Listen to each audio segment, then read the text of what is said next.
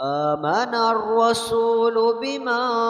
أنزل إليه من ربه والمؤمنون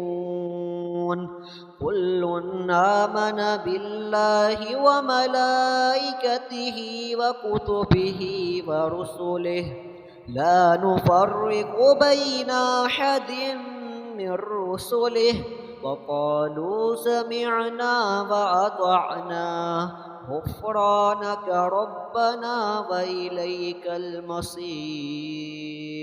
لا يكلف الله نفسا إلا وسعها لها ما كسبت وعليها ما اكتسبت ربنا لا تؤاخذنا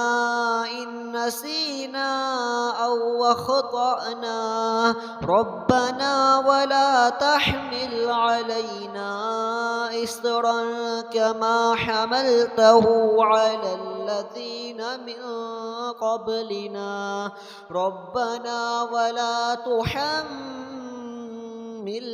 ما لا طاقة لنا به واعف عنا واغفر لنا وارحمنا أنت مولانا فانصرنا على القوم الكافرين.